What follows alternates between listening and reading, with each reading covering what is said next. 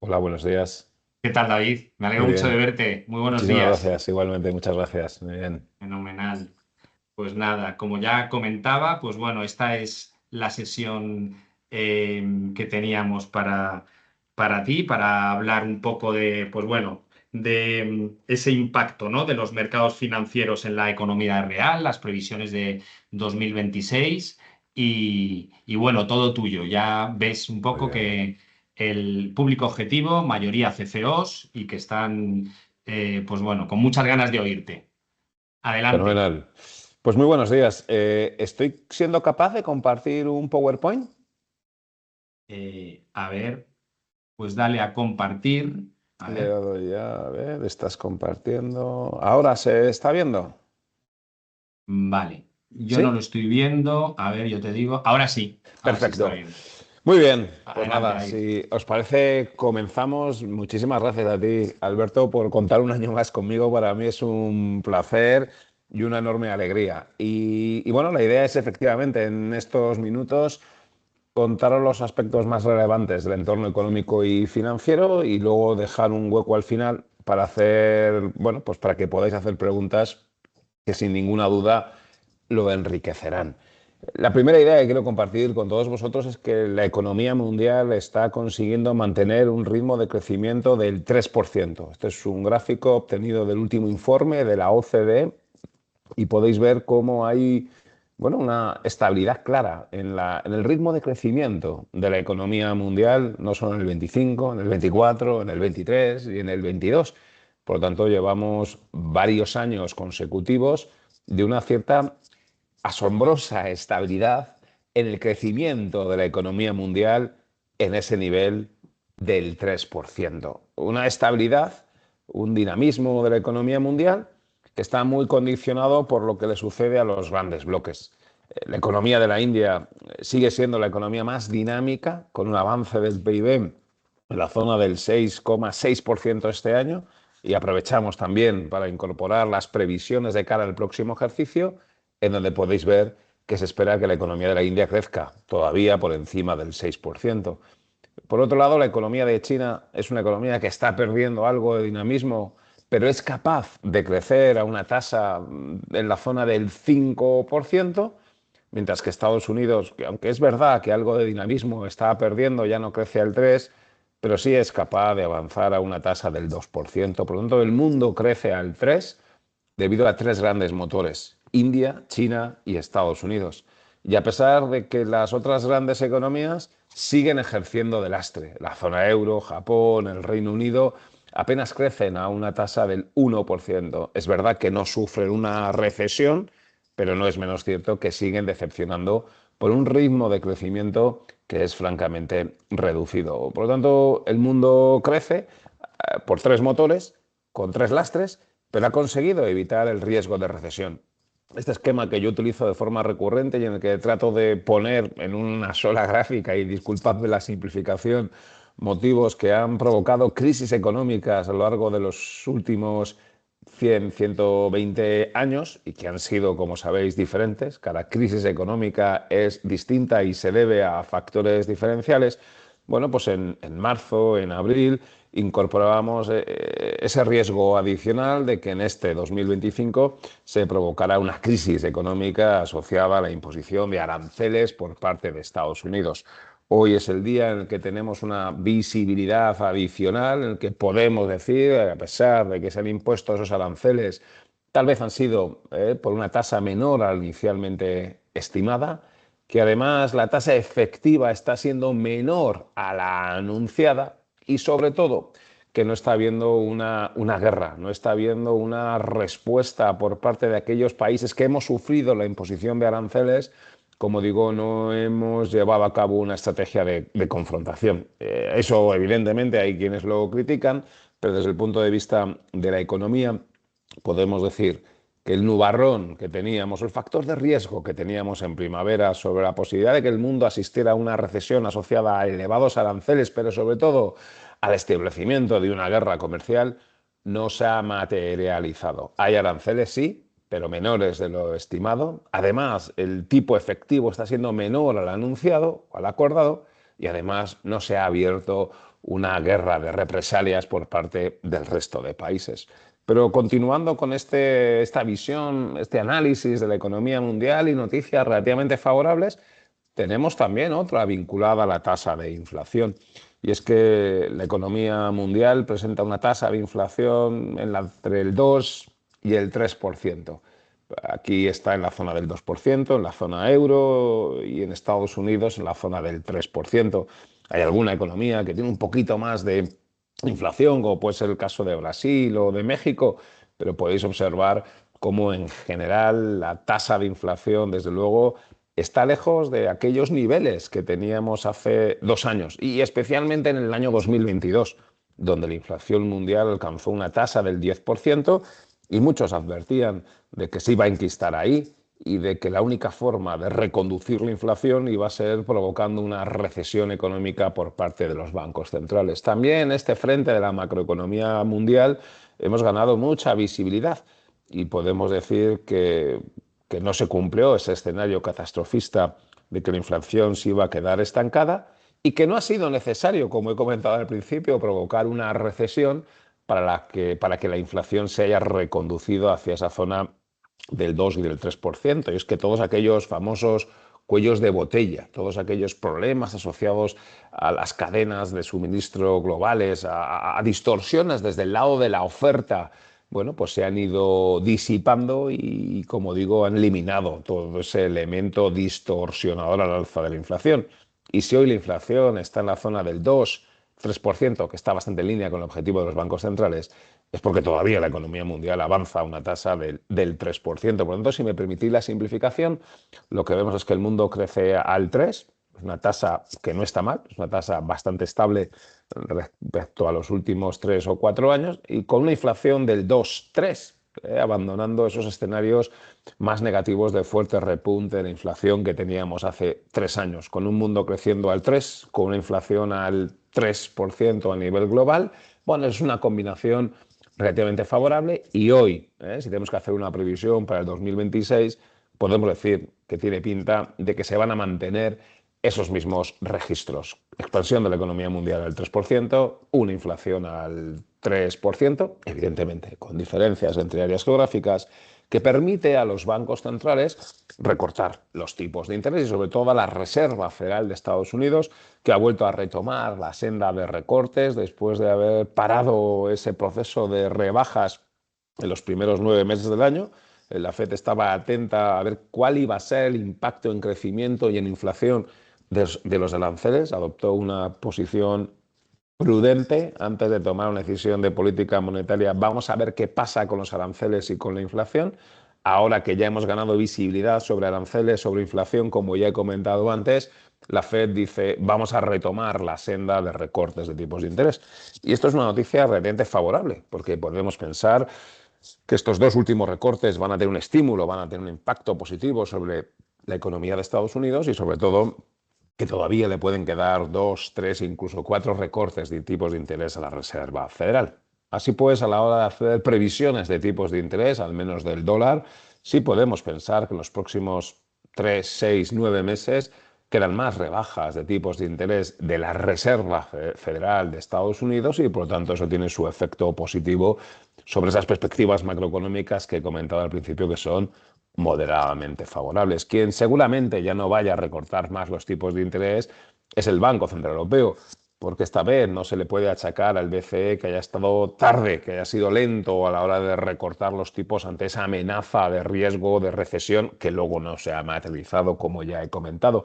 Ahí podéis ver, línea negra, cómo esta vez el BCE se ha sido más rápido, más contundente, bajando los tipos de interés y haciéndolo en 8 ocasiones hasta situar el tipo en el 2%, un tipo 2% que seguramente sea el suelo del actual ciclo bajista, y así lo han recogido los mercados con un Euribor 12 meses que ha hecho suelo en el mes de abril y que ha repuntado ligeramente y que ahora está en la zona del 2,15%, y que entendemos que es un buen nivel para los próximos 12 meses. Por lo tanto, podríamos decir que en este contexto que hemos ganado visibilidad macroeconómica, la Fed retoma las rebajas de tipos de interés y puede bajarlos 2, 3, 4 veces en los próximos meses. No así el Banco Central Europeo, pero porque ya lo hizo el mes anteriores y que un tipo de intervención en la zona del 2, una economía la europea que crece al 1 y que tiene una inflación del 2, tiene sentido que el tipo de intervención del Banco Central sea del 2%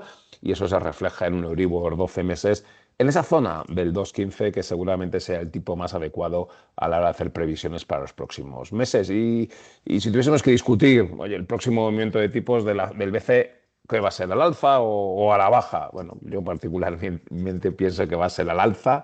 No creo que vaya a bajar más los tipos de interés, pero con esto no estoy diciendo que lo vaya a hacer a corto plazo, sino simplemente que creo que allá en el 2027 el próximo movimiento debería ser al alza por parte del Banco Central Europeo, pero no en el 2026, donde, como digo, tenemos cierta visibilidad para pensar que ya no va a haber más recortes de tipos de interés y eso lo están aprovechando muchas empresas para volver a acudir al mercado de capitales, a financiarse y especialmente en el mercado de pagarés. Y quiero llamar la atención sobre, ahí pongo unos ejemplos, hay muchos, todos los días hay muchas empresas que están emitiendo pagarés. Se está reabriendo muchísimo este mercado primario. Es verdad que el mercado de bonos a medio y largo plazo sigue algo más limitado para grandes emisiones, pero ese mercado primario y como CFOs con esa visión estratégica que mucho reitera haciéndolo muy bien Alberto, qué importante es que el CFO vaya adquiriendo visión estratégica. Bueno, para nosotros eso es una de las partes de esa visión estratégica,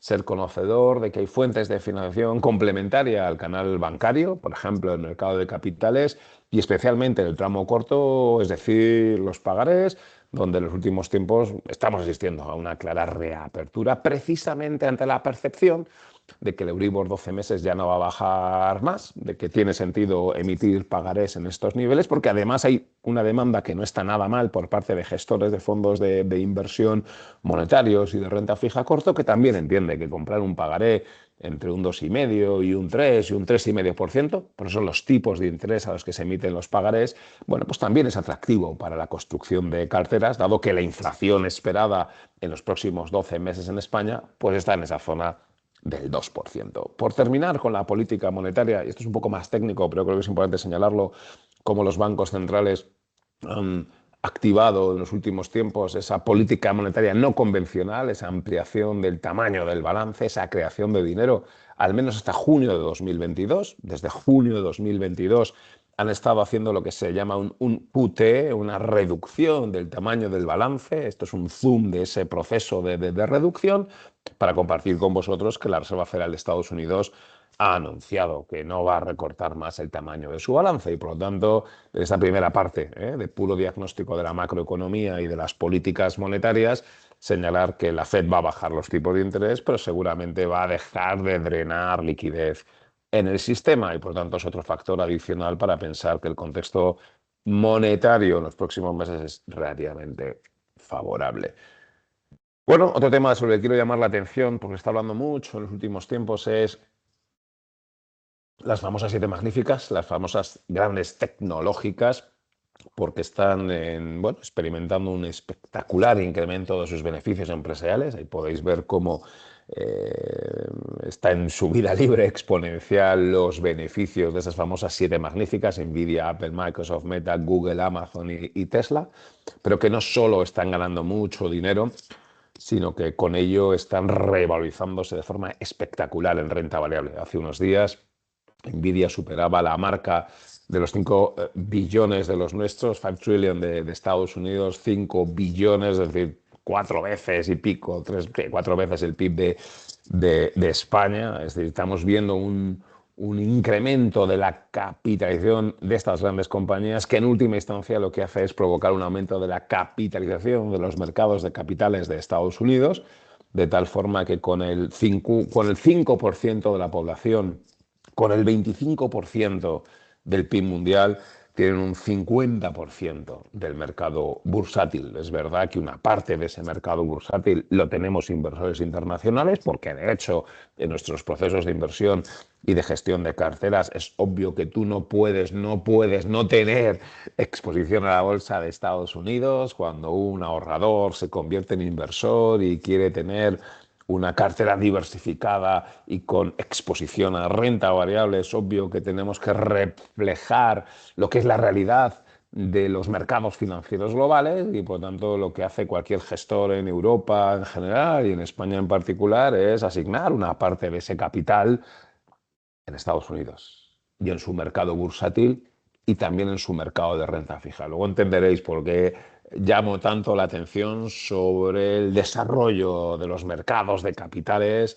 de Estados Unidos y cómo están atrayendo muchísimo flujo de inversión desde fuera, ¿eh? Y cualquiera de los que estáis aquí, si tenéis un fondo de inversión o en vuestro fondo de pensiones de empleo individual, tenéis una parte muy importante de vuestra cartera en los mercados financieros de Estados Unidos, porque es la mitad de los mercados financieros globales, y una parte de esa cartera estáis financiando a la tecnología de Estados Unidos, que está incrementando su cuota relativa. Unas compañías de tecnología, y este es el otro punto sobre el que quiero llamar la atención, que están anunciando una ingente cantidad de inversión, de CAPEX, ¿eh? Vosotros, directores financieros, en esto me entendéis bien. Los ingenieros, los que están en la parte del activo, dicen necesitamos invertir, porque si no nos quedamos atrás en ese desarrollo de la inteligencia artificial. Y lo que nos está sorprendiendo es la ingente cantidad de dinero que están invirtiendo, pero sobre todo que van a invertir, ¿eh? Y esto se está hablando mucho en los últimos días. En los últimos días se está hablando que entramos en una nueva fase de la inteligencia artificial en la que, para desarrollarlo, para hacerlo posible, para aprovechar toda su potencialidad, las compañías grandes tecnológicas, las hiperescaladores, que se les llama así, van a tener que invertir de forma ingente. Y entonces nos giramos, o se giran, hacia los sectores financieros. ¿Y esto cómo lo financiamos? Bueno, pues como sabéis, se puede financiar mediante la emisión de acciones, mediante una ampliación de capital. En principio no quieren hacerlo porque los directivos de las compañías tecnológicas quieren seguir manteniendo un ROE diferencial, y ha sido posible gracias precisamente a tener muy pocos fondos propios.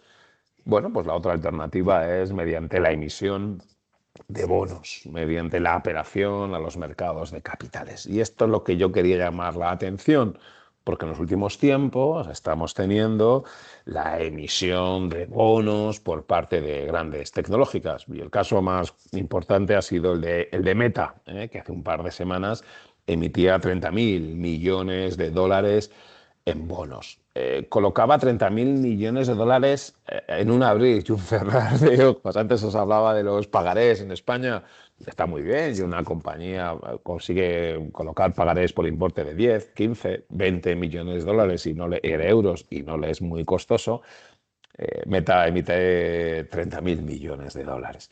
Y lo puede hacer porque tiene elementos diferenciales. Fijaos cómo su rating es AA menos. Os recuerdo que AAA es lo mejor, luego está AA más, luego AA, luego AA menos. Es decir, Meta tiene mejor rating que en muchos estados. O fijaos abajo, Apple tiene un rating AA más, pero claro, son compañías que tienen muy poca deuda y son compañías que tienen el atractivo para que los gestores pongamos ahí parte del dinero de nuestros fondos de inversión. Y esto lo hilo con lo que comentaba antes. Claro, estamos en un mundo en el que las compañías tecnológicas, que la mayoría, la grande, son de Estados Unidos, que nos anuncian que van a tener que hacer fuertes inversiones en CAPEX, que evidentemente el flujo de caja libre no da para hacer esas fuertes inversiones en CAPEX, que no quieren hacerlo ampliando capital para no distorsionar su ROE, y lo van a hacer aumentando deuda. Y para financiar esas emisiones de deuda van a acudir a los mercados de capitales de Estados Unidos, que son los más grandes del mundo y que siguen recibiendo flujos de inversión en cartera.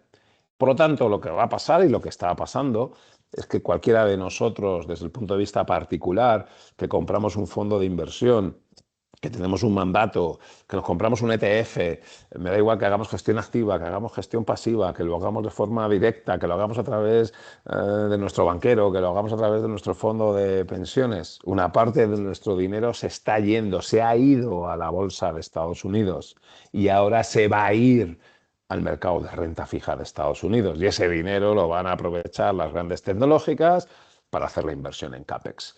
¿Qué puede pasar? Pues que evidentemente esa inversión en CAPEX no le salga bien, no funcione y no generen la rentabilidad esperada y con ello tengan un problema como es el que atraviesan muchas industrias más maduras que están teniendo dificultades para atender a la deuda, porque se endeudaron años atrás pensando que esa deuda iba a financiar un CAPEX que iba a generar una rentabilidad que finalmente no está siendo. Eso es de lo que advierten algunos.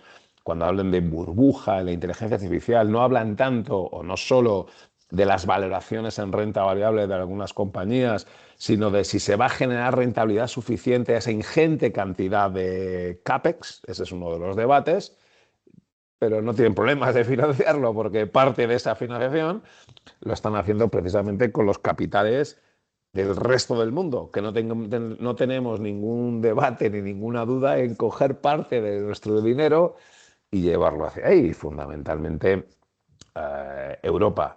Y en el que China tiene que hacerse un planteamiento, y es un poco lo que pongo en este texto, ¿no? China tiene que hacerse un planteamiento. Si tú quieres competir contra Estados Unidos en el desarrollo de la inteligencia artificial y estás de acuerdo en que hace falta muchísimo CAPEX, la forma de captar ese CAPEX, o de financiar ese CAPEX, es acudiendo a los mercados de capitales. Y para eso tienes que tener unos mercados de capitales súper desarrollados y creer en el desarrollo de los mercados de capitales, cosa que hoy no pasa en Estados Unidos, en China. Bueno, pues por su ideología política, ¿no? China tiene que replantearse que ahora que parece que el desarrollo de la IA necesita inversión, para captar esa inversión, para captar financiación para financiar esa inversión, necesitan desarrollar sus mercados de capitales. Y ahí tiene una desventaja competitiva respecto a Estados Unidos, que claramente es el mercado de capitales más desarrollado del mundo, ¿vale? Por eso en esta segunda parte de mi exposición quería llamar la atención sobre la ventaja competitiva que supone para Estados Unidos tener un mercado de capitales súper desarrollado y la nueva fase en la que entramos para el desarrollo de la inteligencia artificial, que exige mucho CAPEX, y ese CAPEX está siendo financiado y va a ser financiado mediante la emisión de bonos precisamente en los mercados de capitales. Y que no me cabe ninguna duda de que parte del flujo de ahorro europeo se va a ir hacia Estados Unidos para financiar esto. ¿Que tiene un riesgo? Sí. Que finalmente toda esa inversión no genere la rentabilidad esperada. Y ese claramente es el riesgo. Pero como les salga bien, como sean capaces las compañías estadounidenses de generar rentabilidad a toda esa inversión, la distancia que van a ganar respecto al resto de tecnológicas del mundo va a ser abismal. Sí, va a ser absolutamente imposible que una tecnológica de otro país pueda acercarse al desarrollo que van a tener las compañías de estadounidenses. Permitidme que como economista vinculado a los mercados financieros haya hecho este comentario. Qué importante es que una economía quiera invertir, indudablemente. Dejadme que eso diga que es una cuestión de los ingenieros, pero una cuestión de los economistas, es decir, qué importante es tener un mercado de capitales desarrollado, profundo, líquido, que atraiga capitales desde el exterior, precisamente para poder canalizar ese ahorro, porque si no canalizo el ahorro del resto del mundo a través de los mercados de capitales, pues no voy a poder financiar esas ingentes cantidades de CAPEX. ¿Vale? Bueno, esto lo contaba en su día en un artículo que publiqué hace ya algún tiempo y que traigo a colación porque precisamente es esto de lo que estoy hablando. El bucle virtuoso de Wall Street lo llamaba. El dólar sigue siendo la moneda de reserva internacional, es un poco lo que os decía.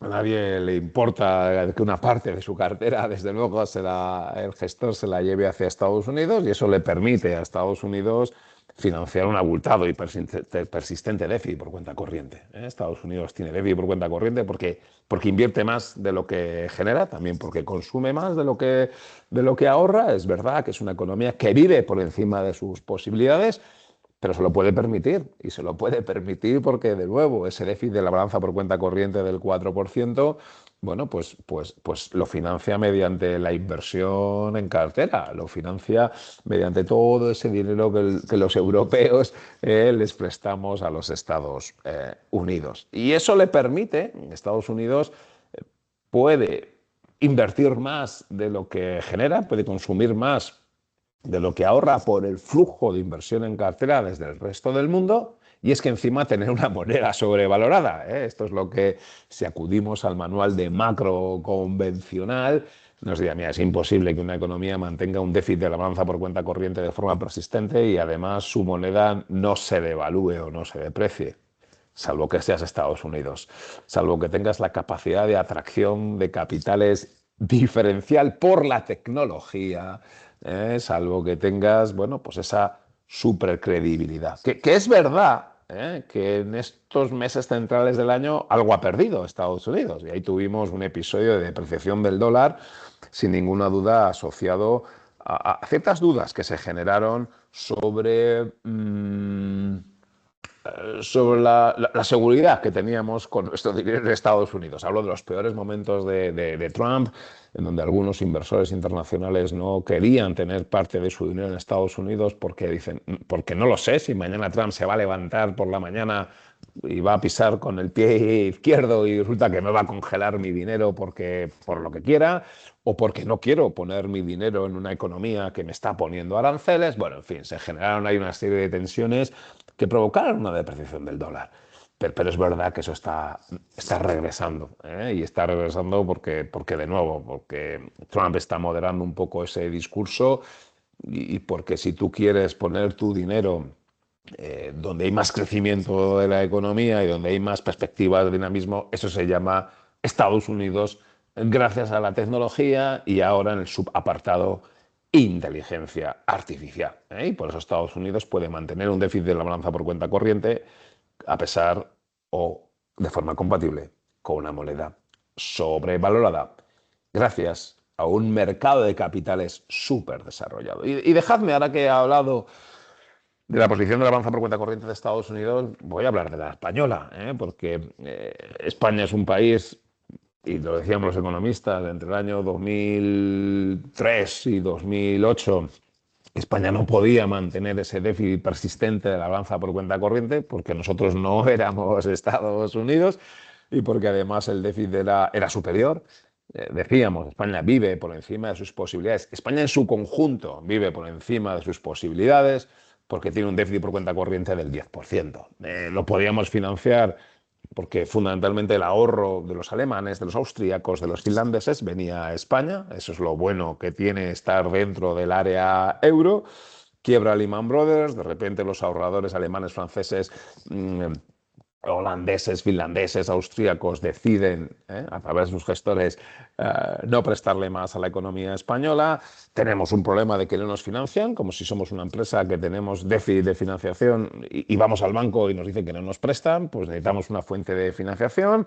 Eso ha sido el Banco Central Europeo, el Banco Central Europeo y Draghi, que para mí fue el gran salvador de la zona euro. Se le ocurrió que fuese el Banco Central Europeo el que financiase la periferia de la zona euro, a la espera de que la periferia de la zona euro fuera capaz de generar flujo de caja, a la espera de que la periferia de la zona euro ya no necesitara tanta financiación desde el exterior. Eso lo conseguimos en el año 2014, no sin pasar una crisis, claro. Poneros en el pellejo, bueno, vosotros mismos, una empresa que de repente tiene flujo de caja negativo, bueno, pues ojalá vuelvas a tener flujo de caja positivo y los bancos te dejan de prestar.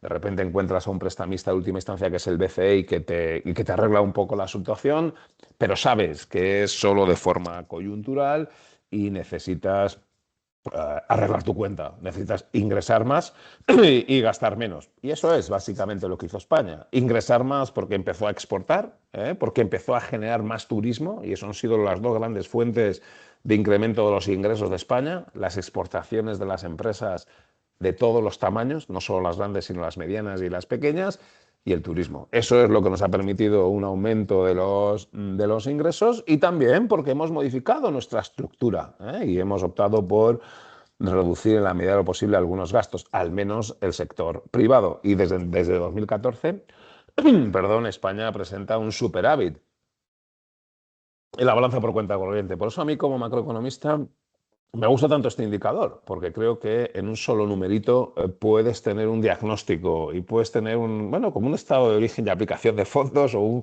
un estado de flujo de caja libre de una economía. Y alguien diría, bueno, pero es que Estados Unidos presenta déficit persistente en la balanza por cuenta corriente. Ya, pero es que tiene un atractivo y un mercado de capitales absolutamente diferencial. Y hoy España, que tiene un superávit de la balanza por cuenta corriente del 2 y pico por ciento, está muy bien, ¿eh? Y es uno de los ejemplos claros de la capacidad que tiene la economía española de modificar su estructura económica. Bloque uno, macro. Bloque 2, CAPEX tecnológica, es decir, por cuenta corriente, desarrollo de mercados de capitales.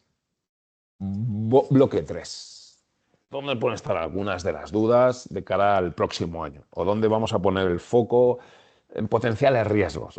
Vuelvo otra vez, el entorno macro está relativamente despejado, la gran incertidumbre del 25, que fueron los aranceles, están relativamente despejados. ¿Dónde pueden estar los dos focos de riesgo? Y digo dos, ¿eh?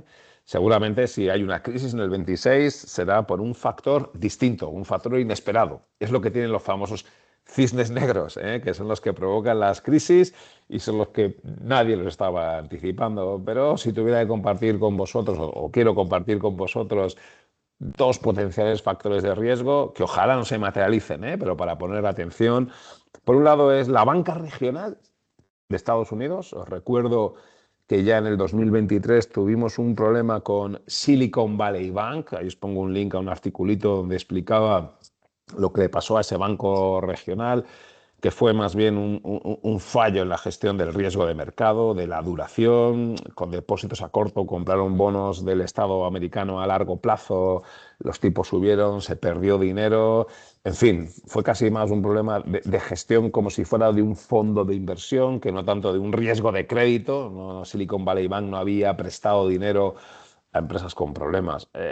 Atención, porque de lo que estamos hablando ahora es de que la banca regional en Estados Unidos es posible que sí haya asumido algo más de riesgo de crédito en su balance, ¿vale? Y no tanto porque hayan prestado dinero de forma directa a empresas, sino porque han prestado dinero a fondos de direct lending que prestan dinero a la economía real, ¿eh? Uno de los elementos de la transformación de la arquitectura financiera en Estados Unidos, y también lo estamos viendo ya en Europa, y que yo valoro positivamente, ¿eh? No se me malinterprete, es que se desarrolla una industria de inversión colectiva, tanto en activos líquidos. Un fondo de inversión de renta fija puede comprar un bono emitido por Meta o un pagaré emitido por CIE.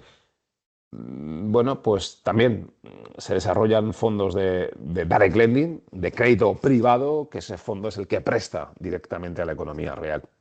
Los bancos están prestando menos y lo que prestan más son esos fondos. Pues bien, para que esos fondos puedan conseguir una rentabilidad un poquito más extra, esos fondos lo que hacen es se apalancan con los bancos. De tal forma que un banco regional de Estados Unidos no verás en su activo que ha prestado a una pyme J o una empresa I, sino que ha prestado un fondo de direct lending de una gestora. Tú miras ese balance y percibes que eso tiene menos riesgo de crédito. El problema es que ese fondo ha prestado a una empresa y por tanto si esa empresa impaga, ese fondo tiene un problema y es el fondo el que va a dejar de pagar al banco, ¿vale? Y de esto se ha hablado en octubre. Y Simon Dimon ha dicho, cuidado, la crisis de las cucarachas, ¿no? Había un par de empresas que han impagado que estaban financiadas por fondos, no por bancos, ¿vale? Y de lo que se ha hablado es, cuidado, no creemos que solo vaya a haber dos empresas que impaguen, puede haber más empresas que impaguen, y a estas empresas les ha prestado un fondo de direct lending, no les ha prestado un banco, ¿vale? Insisto, no quiero llamar aquí, no quiero ser alarmista, ni quiero decir que ahí va a estar el problema, pero que nuestra obligación como CFOs con visión estratégica, entorno macro favorable, sin grandes temores ni riesgos. Hay que entender cómo se está apelando al mercado de capitales para financiar el CAPEX. Bueno, ¿dónde le pueden estar los riesgos? Uno puede estar con con esa banca regional de Estados Unidos y atención a esos fondos direct lending. Insistir en que a mí me parece que esos fondos direct lending son absolutamente imprescindibles para dinamizar una economía, que somos absolutamente partidarios de que se dinamicen los fondos de private equity y los fondos direct lending, pero que efectivamente hay que analizar el grado de exposición a esas non-bank financial institutions, ¿vale? Son instituciones financieras que hacen como de bancos, porque prestan, pero sin ser bancos. Y el otro elemento sobre el que hay que llamar la atención, bueno, son las criptodivisas, ¿no? Y sobre todo porque el pasado 10 de octubre tuvimos en lo que se viene a llamar un crypto flash crash. Un flash crash en los mercados financieros sucede cuando en apenas unos minutos hay una corrección de las cotizaciones. En apenas unos minutos, digo minutos, porque eso es, y suelen ser porque ha habido alguna operación equivocada, porque alguien ha hecho algo mal, porque ha surgido una noticia, porque cada vez hay más algoritmos que hacen trading en tiempo muy rápido, en fracciones muy pequeñas, ¿no? El high frequency trading, y de repente ¡pum!, te caen los mercados financieros un 10%, un 15% en minutos. Eso es un flash crash.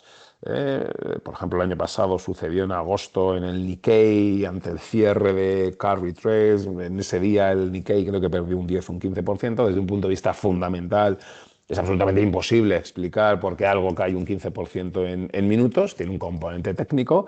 Bueno, pues ha pasado con criptodivisas. El 10 de octubre tuvimos una corrección del Bitcoin y de Ethereum en la zona del 15, del 20%, en cuestión de minutos. Es verdad que aquello estuvo asociado a un mensaje de Trump de que no iban a llegar a un acuerdo con China, luego llegaron a un acuerdo comercial con China, y también que dice, bueno, porque estaba esto orquestado, que haya habido alguna operación de insider trading. No voy a entrar yo en eso, pero sí voy a entrar en que, bueno, hay que vigilar lo que está pasando con el mundo cripto. Os paso ahí también un pantallazo del artículo que precisamente escribía sobre las lecciones del Crypto Flash Crash.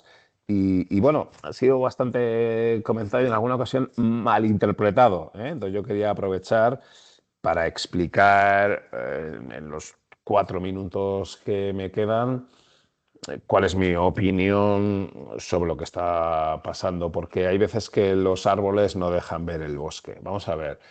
Yo creo que la tecnología blockchain, y de nuevo, yo creo que estas son cosas que un CFO tiene que conocer para esa visión estratégica y más allá de la operacional, porque está claro que el blockchain es una tecnología que se va a imponer. Y está claro que ese blockchain va a reducir la importancia o la necesidad de los intermediarios en los pagos, en los cobros, la posibilidad de que con el blockchain se hagan smart contracts y que tengas un acceso directo a vuestros clientes. Y efectivamente, seguramente necesitáis mucho menos la acción de intermediarios financieros.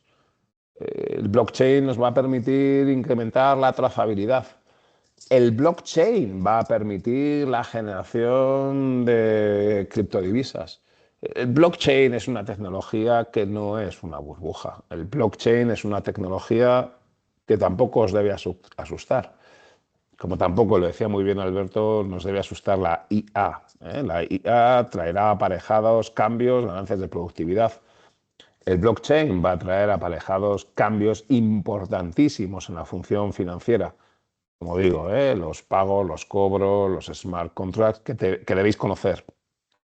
Una de las aplicaciones del blockchain son las criptodivisas. No lo sé si acabaremos pagando en bitcoins, en Ethereum, y decidiremos que nuestro sueldo nos lo paguen en bitcoins en lugar de euros o dólares. Yo eso no lo tengo claro, no sé si eso sea tan cercano en el tiempo. Para mí las criptodivisas son un objeto de inversión con un elevado componente de volatilidad, pero hay parte de los inversores que eso es lo que precisamente buscan.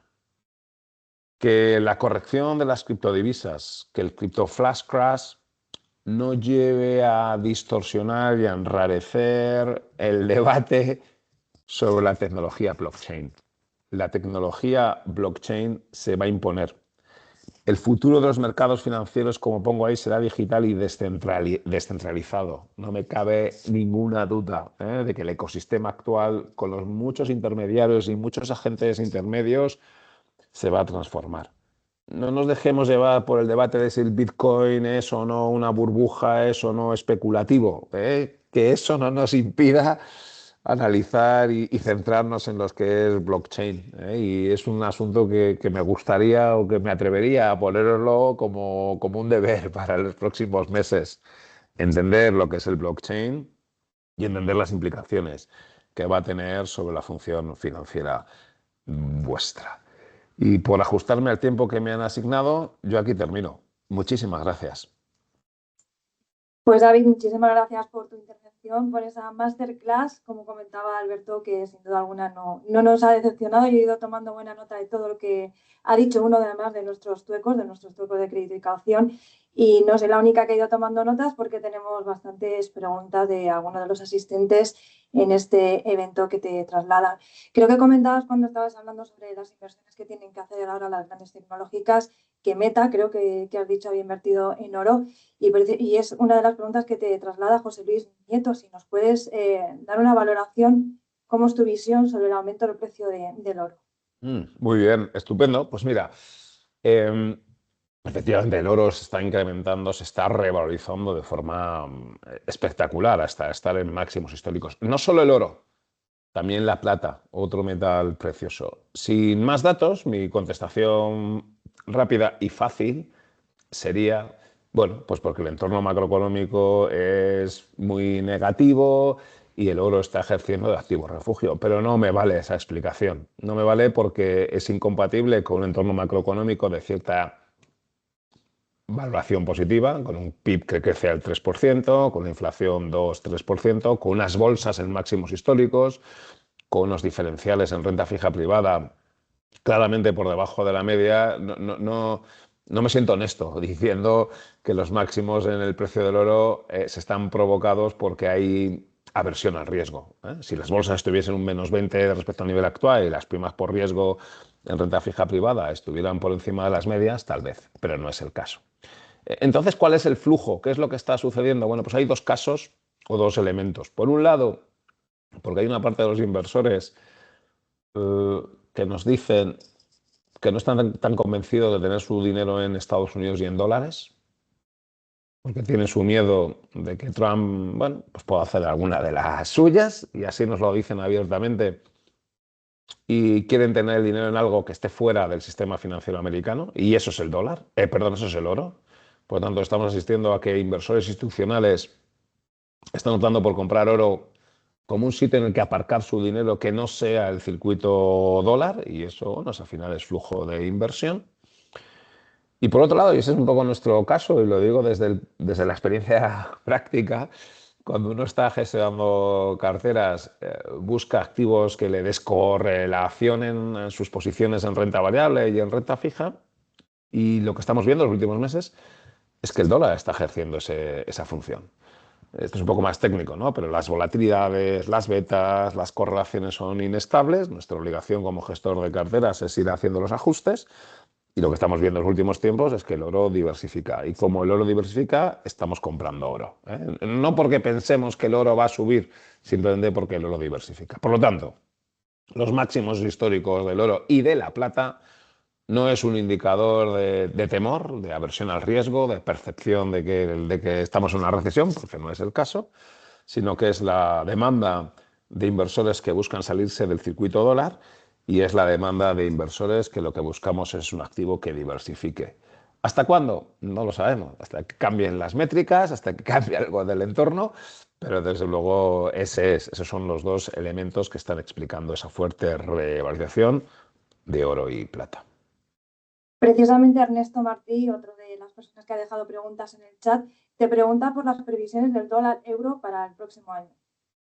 Muy bien. Bueno, esa es la pregunta más complicada que existe, porque además tenemos el corazón partido, como decía la canción, porque por un lado, desde el punto de vista macroeconómico, desde el punto de vista fundamental, una economía como la de Estados Unidos, con déficit persistente en la balanza por cuenta corriente, con una moneda que está sobrevalorada, ¿eh? Si tú analizas con distintos modelos, PPA, diferencial de inflación, lo que tú quieras, te sale que el tipo de cambio de equilibrio del dólar euro debería ser la zona de 1,26, 1,27, ¿eh? Por lo tanto, a priori sería fácil decir lo que tiene que hacer el dólar. Y el dólar lo que tiene que hacer es depreciarse e irse hacia la zona de 1,25, 1,26.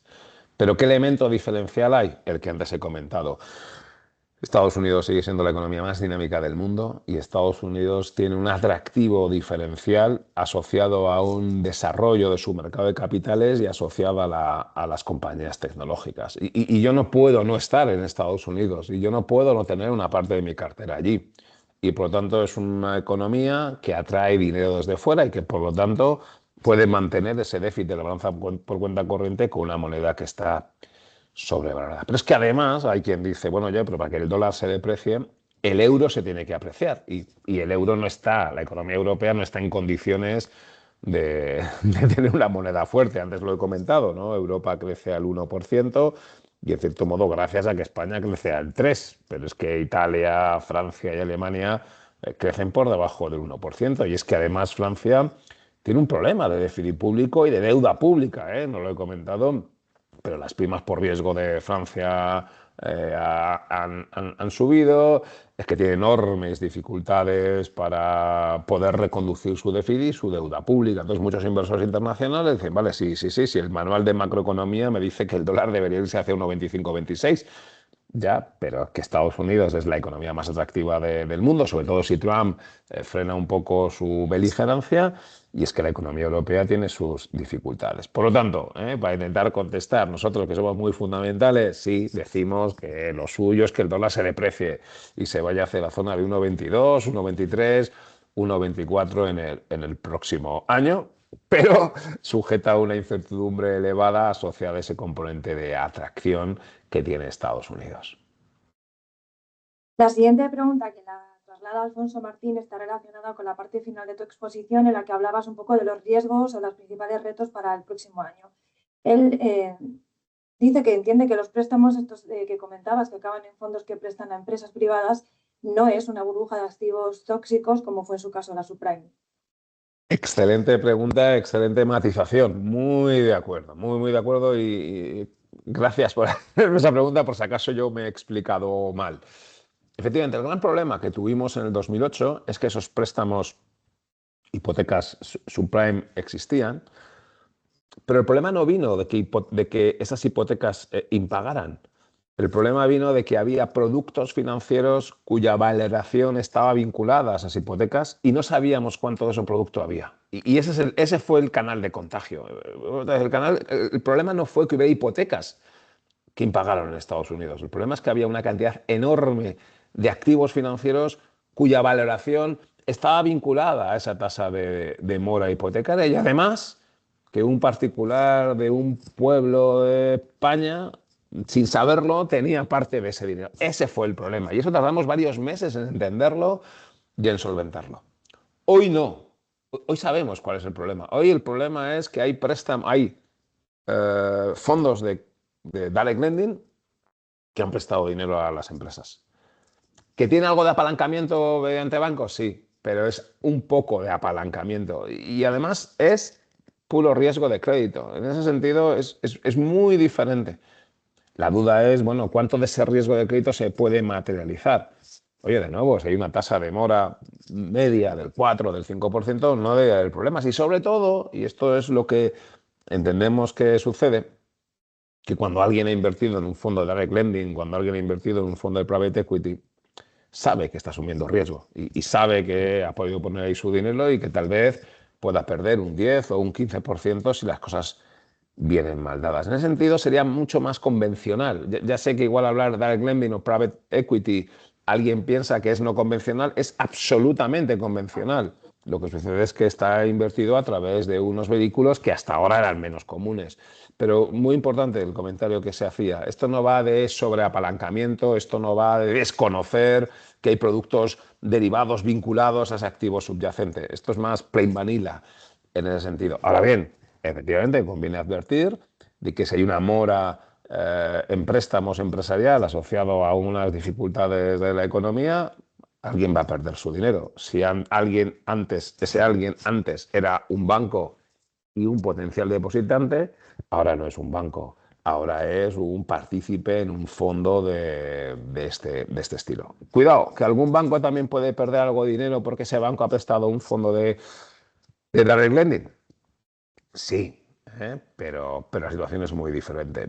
Insisto, yo quiero dejar esto bien claro. No estoy diciendo que este riesgo va a suceder, no estoy diciendo que estamos a las puertas, no quiero activar la amígdala cerebral y decir, oye, viene aquí y nos está advirtiendo. Sabéis que esto satisface mucho al cerebro humano, ¿no? Decir a alguien que diga, oye, estoy advirtiendo de los riesgos, ¿no? Yo simplemente estoy señalando cuáles son los potenciales riesgos. No estoy diciendo que esos riesgos se vayan a materializar, pero sí estoy animando e insistir en la excelente introducción que hacía Alberto de qué es el papel que se le pide cada vez más a un CFO, esa visión estratégica. Si esto se materializa y yo soy el CEO de una compañía, ¿a quién le pregunto? Coño, yo le voy a preguntar al CFO, porque entiendo que el CFO es el que más sabe de estas cosas. Bueno, pues CFOs, id leyendo de esto. Igual luego no vale para nada porque no se materializa el riesgo y ojalá, pero que nos pille desprevenidos y que si esto sucede, os miren a vosotros y os pregunten y seáis vosotros los que seáis capaces de explicar lo que ha pasado. ¿Y por qué no fuiste capaz de anticiparme lo que iba a pasar? Porque eso nadie lo hace. Ni nosotros que nos dedicamos a tratar de anticipar lo que va a pasar somos infalibles en nuestras previsiones, pero resulta tremendamente útil explicar las cosas que han pasado. Y yo quisiera poner esto muy de manifiesto y atribuirle el valor que tiene, explicar lo que está pasando, hacer un diagnóstico de lo que está sucediendo, entender y transmitir lo que está pasando es muchísimo más valioso de lo que la gente piensa, ¿no? Precisamente la siguiente pregunta va muy relacionada con lo que nos estás comentando ahora, porque Enrique Díaz te pregunta que en esa visión estratégica que tiene el CFO, ¿cómo pesa la gestión del riesgo de crédito? ¿Cómo ves los niveles de insolvencia, tanto a nivel internacional como local? Bueno, pues excelente. A ver, aquí nosotros estamos sesgados. A ver, como economistas y como gente que estamos en los mercados financieros y que uno de nuestros trabajos precisamente es identificar los riesgos, somos conscientes de que vivimos, eso que se suele decir, ¿no? El entorno VUCA, volátil, incierto, complejo y ambiguo, en donde los sistemas cada vez son más complejos, la interconexión que existe entre las economías provoca que efectivamente si una empresa mediana de Estados Unidos quiebra, eso tiene un efecto amplificador y te puede llegar a ti. O que resulta que en China hay un problema con el real estate que hace unos años se hubiera quedado ahí, pues eso termina por afectarte. Por lo tanto, el mundo está, como suele decir, ¿no? Está tremendamente interconectado. Surgen fenómenos emergentes, cosas que si analizas los efectos o los elementos de forma aislada no tendrían por qué provocar, pero cuando esos elementos de forma aislada, ¿no? Esto es teoría de sistemas, ¿no? Cuando esos elementos de forma aislada los interconectas, pues aparecen fenómenos emergentes que tenemos que conocer. Y mi trabajo consiste en tratar de identificar esos fenómenos emergentes. Os comparto y efectivamente muchos los tenemos que saber a posteriori, porque no somos capaces, nadie es capaz de anticiparlos. Luego los explicamos y los entendemos relativamente bien y eso tiene su valor, como os he comentado antes. Pero vuestra función creo que debería ser, si me permitís, tratar de cubrirlos.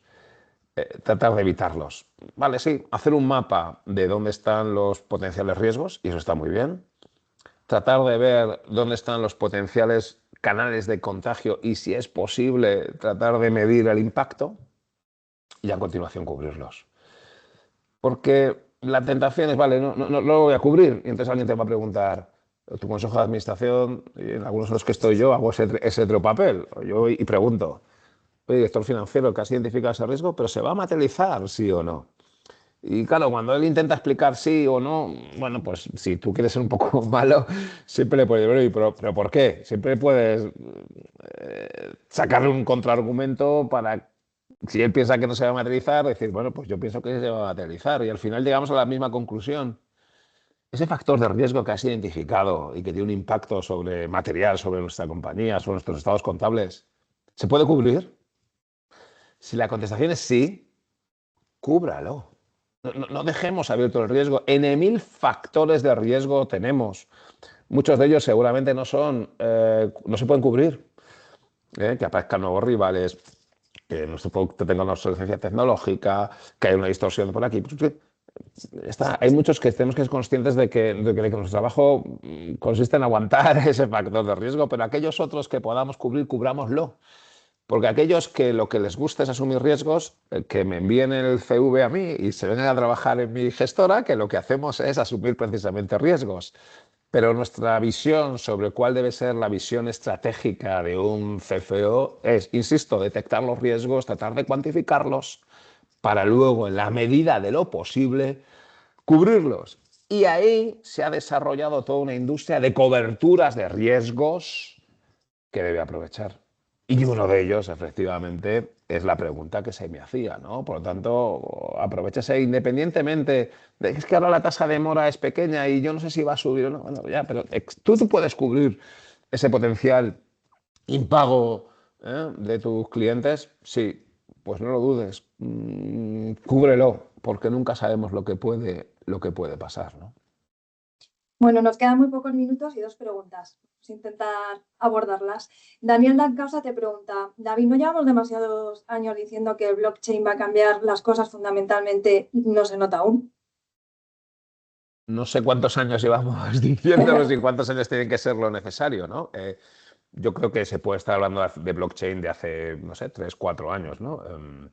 Igual un poco más. El primer libro que me leí de blockchain, que igual era sí, igual un poco más, igual es del 18, ¿no? Yo voy a recordar, igual llevamos un poco más de tiempo, pero no sé cuál es el tiempo necesario, ¿no? Sabéis que aquí hay una ley de Amara, se llama, y es que efectivamente, sobre todo pasa en tecnología, que a veces el efecto tarda más tiempo del inicialmente estimado, pero luego el efecto es superior al inicialmente estimado, ¿vale? Igual uno piensa que va a estar para el lunes, no es para el lunes, sino que va a estar para el lunes y que va a tener un efecto como este. Bueno, finalmente no es para el lunes, sino que es para dentro de 3 meses y el efecto, en lugar de ser este, es este. Por lo tanto, vale, igual sí, igual todos queríamos que el blockchain tuviera un impacto mucho más rápido, igual está siendo un poco más lento de lo esperado, no lo sé, pero eso no impide para que el efecto que finalmente vaya a tener vaya a ser superior. Alguno dirá, bueno, esto me suena a que me estáis diciendo que sí, pero que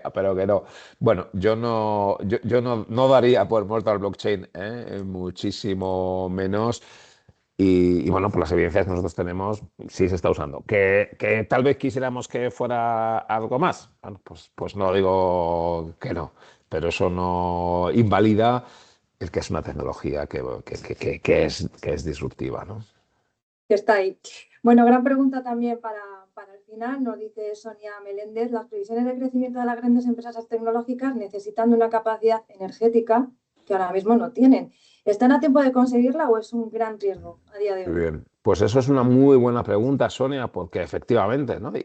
Y fijaos que las grandes tecnológicas, y dejadme que lo simplifique, han vivido muy bien en los últimos años. Han vivido muy bien porque han sido capaces, y es un poco el esquema que ponía, de vender mucho a márgenes elevados y sin hacer inversiones, sin sufrir prácticamente ningún cuello de botella. Joder, todos quisiéramos, ¿no? Cuando hablas con otras industrias de otros sectores que todos son problemas, bueno, pues las grandes tecnológicas han vivido de forma envidiable y eso se refleja en sus capitalizaciones bursátiles.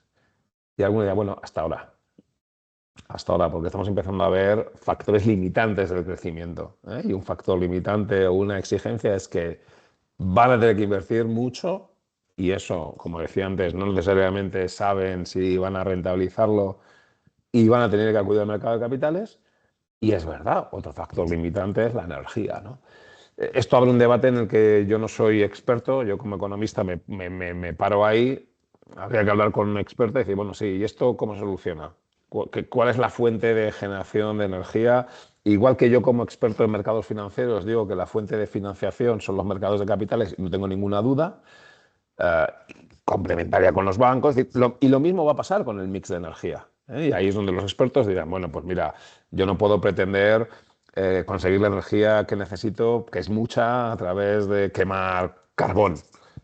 Igual necesito la energía nuclear o igual necesito pero el problema de la energía nuclear es este y además necesito fuentes de energía renovables. Bueno, efectivamente, igual que como yo como financiero puedo contestar que la solución está en los mercados de capitales a la ingente necesidad de financiación del CAPEX, bueno, pues entiendo que los ingenieros van a contestar cuál es la solución a la ingente necesidad de energía que se necesita.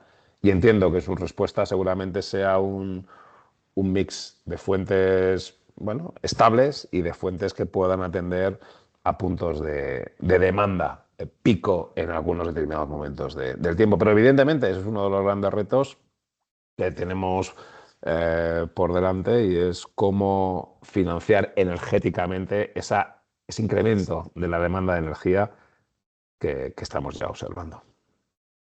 Pues muchísimas gracias, David. Muchísimo aprendemos escuchándote siempre. He trasladado algunas preguntas, hay algunos comentarios también en el chat que estoy convencida de que tendrás tiempo también de leer y como bien decía Alberto al principio, hay jornada para largo toda la mañana, o sea que se intentará abordar todo lo que nos vayan trasladando los participantes. Bueno, antes de nada, despediros, muchísimas gracias a los dos. Excelente exposición y excelente moderación. Vanessa, gracias a Crédito de Caución, a David, como siempre, por esta, masterclass que nos tiene acostumbrados a todos cada año aquí en la Digital Finance Conference. Y como decís, qué importante, ¿no?, en este nuevo rol estratégico de los CFOs comprender también un poco todos estos entornos macro, ¿no? Como ha enfatizado al final David, aunque solo sea para anticipar y cubrir los riesgos, ¿no? Mil gracias a los dos y espero veros pronto y a por el siguiente. Nos quedamos un poco sin tiempo y vamos a empezar con la siguiente sesión. Un Gracias, placer. Vanessa. Hasta luego. David. Adiós, Gracias. adiós. Chao, chao. Venga, un abrazo.